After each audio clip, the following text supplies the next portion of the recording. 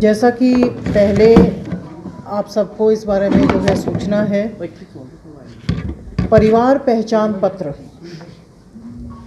अपने आप में एक नया मुद्दा नहीं है। नई बात यह है कि हरियाणा राज्य में पहली बार इसे लागू किया गया और सरकार की जितनी भी वेलफेयर स्कीम्स हैं सभी को परिवार पहचान पत्र के माध्यम से ही संचालित किया जाना है। ये चीज़ शुरू से ही स्पष्ट थी और धीरे धीरे सभी स्कीम्स को इससे जोड़ा भी गया बीच में। लेकिन अभी हाल में ही ख़ास तौर से जब से ये हमारा बीपीएल कार्ड, राशन कार्ड, जो हमारी डीएफएससी ऑफिस के थ्रू जो स्कीम्स थी, तो देखने में आया कि बहुत सारी शिकायतें पब्लिक की तरफ से सोशल मीडिया पर भी डल रही हैं। आप सब भी रूबरू हो रहे हैं, आप लोगों की तरफ से भी वो मैसेजेस डल रहे हैं। ये ठीक है। देखिए, इस बात से कोई भी इनकार नहीं कर रहा है कि कुछ जो है स्थितियों में शायद लोगों को इस बात को लेकर दिक्कत भी आई है। उनका ऐसा मानना है कि उनकी इनकम वेरिफिकेशन ठीक नहीं है। इनकम वेरिफिकेशन ठीक ना होने के लिए हमने हेल्प डेस्क बनाए थे। शुरू में कोशिश की, सारे ज़िले से लोग यहाँ पर नीचे जो सरल केंद्र, अंत्योदय जो केंद्र है, वहाँ पर हमने डेस्क लगाए थे। लेकिन लोगों की भीड़ काफ़ी थी उस चीज़ को लेकर, लोगों की शिकायतें भी बहुत सारी थी।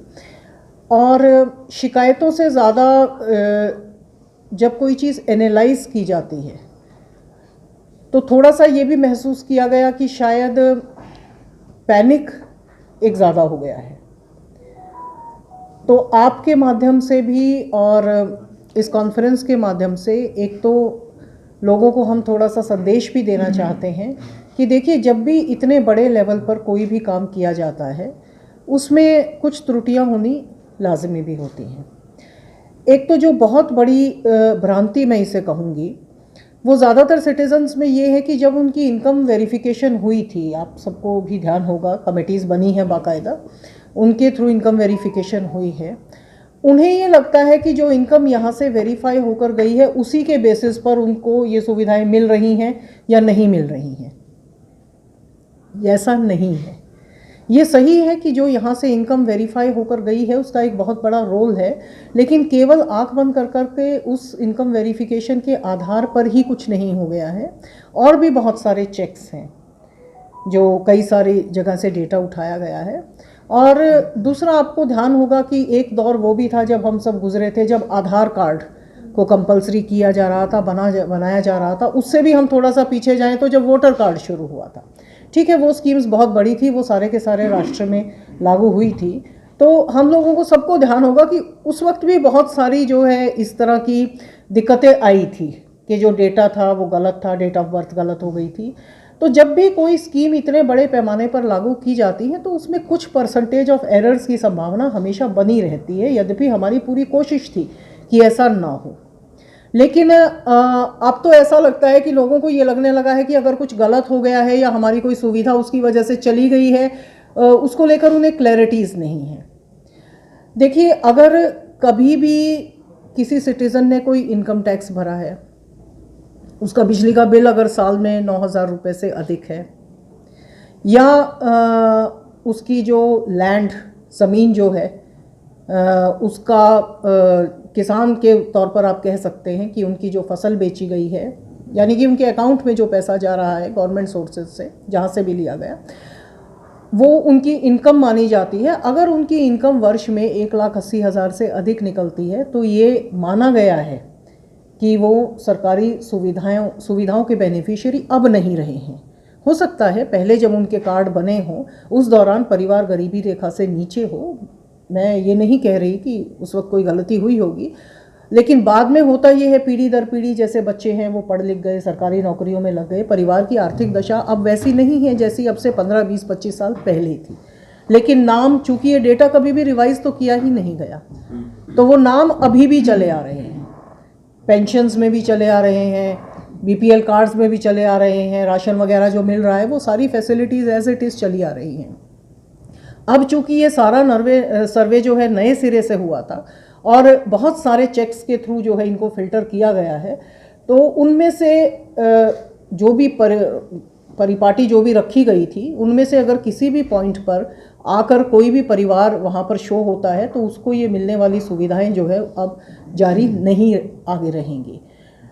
तो पूरी कोशिश ये की गई है कि कोई भी ऐसा परिवार जो कि डिज़र्व करता है, अभी भी इस मदद को डिज़र्व करता है, वो इस सूची से बाहर ना हो। आपको ध्यान है अंत्योदय मेले भी जो लग रहे थे उनमें भी हम इन लोगों को बुला रहे थे। सरकार की मंशा तो एक्चुअली इनकी मदद करने की है और कोशिश ये है कि कोई भी ऐसा परिवार न छूटे जिसे सरकारी सहायता की आवश्यकता हो।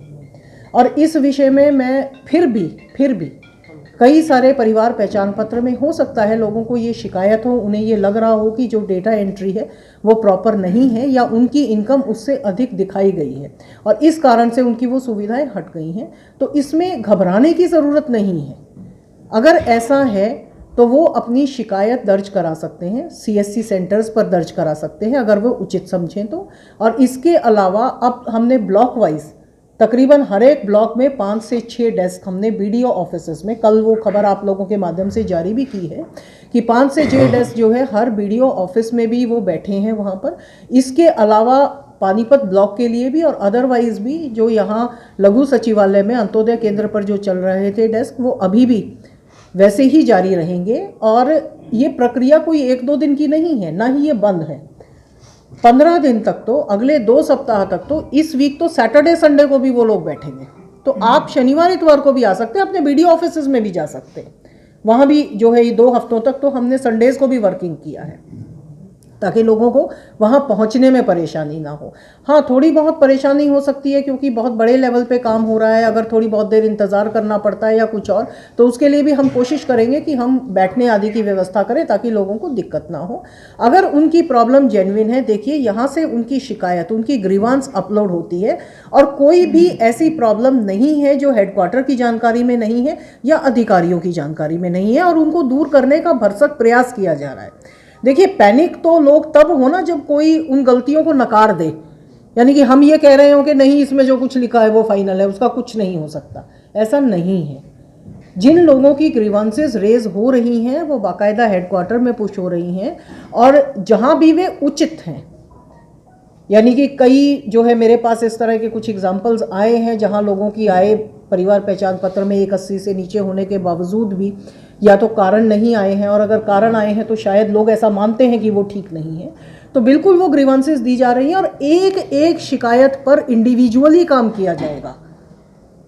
यदि वो ठीक होने की है तो उसे अवश्य ठीक किया जाएगा। तो इस चीज़ को लेकर तो वो बिल्कुल भी ना घबराएं कि उनको ये लग रहा है हमारी ये सुविधा तो चली गई है। हो सकता है कोई ना कोई, या तो कोई ना कोई पैमाना ऐसा है, हम उनको वो क्लियर कर देंगे, और या फिर अगर सचमुच कोई त्रुटि रही है तो वो ज़रूर ठीक हो जाएगी। हमारी कोशिश ये है कि इस महीने के अंदर अंदर हम इस तरह के सारे केसेस को निपटा दें। तो इसमें कृपया लोग पैनिक ना हों। इस चीज़ को लेकर हमने मुनादी भी करवाई है, हेल्प डेस्क तो हमारे हैं ही हैं। तो जो भी सिटीजन्स हमारे पास आ रहे हैं जिनकी ग्रीवांसेस हम भेज रहे हैं, देखिए थोड़ा सा विश्वास रखिए, थोड़ा सा संयम रखिए। चीज़ों में कभी कभी समय लग जाता है थोड़ा सा, और जब मैं कह रही हूँ समय लग जाता है तो थोड़ा सा तो यकीन मानिए कि थोड़ा सा ही समय लगेगा, मतलब बहुत ज़्यादा। हाँ बिल्कुल बिल्कुल, आपको उस चीज़ के लिए बिल्कुल पूरा मौका मिलेगा। तो आपके माध्यम से मेरी ये अपील है सिटीजन्स से कि वे थोड़ा सा संयम रखें, थोड़ा सा भरोसा रखें। हाँ, अपनी शिकायत, अपनी ग्रीवांस जरूर दर्ज कराएं। अगर उन्हें CSC सेंटर पर किसी तरह की शिकायत है तो डिसेंट्रलाइज करने के लिए हमने BDO ऑफिस में भी किया है और हमारे ऑफिस तो खुले हैं ही, पब्लिक किसी भी समय आ सकती है। हर एक इंडिविजुअल ग्रीवांस को जो अपलोड हो रही है उसे अटेंड किया जाएगा।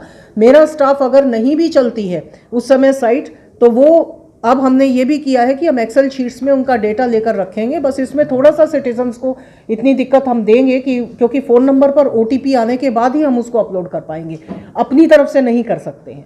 तो हो सकता है हम घर से फ़ोन करके उनसे OTP ले, या जैसे भी वो ठीक समझे। एक्चुअली CSC जाने की एक परसेप्शन सी बन गई है कि जब हम उन्हें CSC जाने को कहते हैं तो हम उनको टाल रहे हैं। ऐसा नहीं है। कभी कभी ऐसा हुआ है कि साइट नहीं चलती है तो वो कभी कभी शाम को चलती है, अर्ली मॉर्निंग चल रही होती है, तो उस चीज़ के लिए उन्हें केवल ये सलाह दी जाती है कि अगर वो चाहें तो वो नज़दीक है, उनको जाने में कन्वीनियंस है, और कोई बात नहीं। CSC वाले ग्रांट भी नहीं